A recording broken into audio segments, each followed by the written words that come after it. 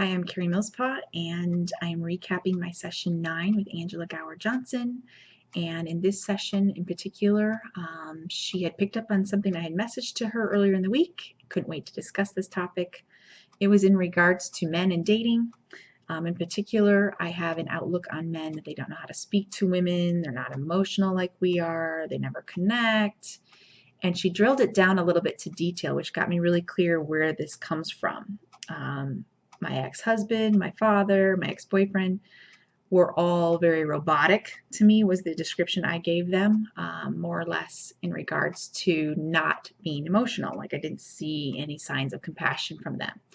So she explained to me that they come from a more knowing and being type of space versus us women that are very emotional and more intuitive. So with that being said, that kind of went a little light bulb moment for me to understand that men are just more evolved, so to speak. That we think differently. Obviously, they come from a different space. So it made me realize that I do expect men to almost be like your girlfriend at times and connect in that way, and that just doesn't happen. So with that being said, we drilled it down to what I was really asking for is men to be more compassionate. For example, I would see my dad. My dad is a pastor, and he would speak and preach. I would see compassion. I would even see tears, things of that nature, which to me was he's emotional. When really it was more he's tender. He's got a sensitive side.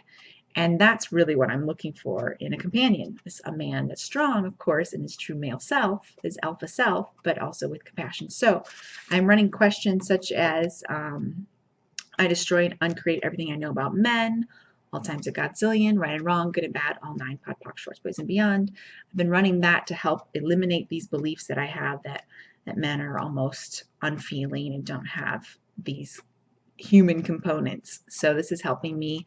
It's also kind of given me some enlightenment on how I connect with guys and expect them to be like a girlfriend. It's just not going to be that way. So kudos to Angela for picking up on that, and I'll stick to talking to my girlfriends from now on about those things, and my mom and my sister and families and all my other soul sisters out there, and let the poor guys just be. And that concludes my recap of that session 9.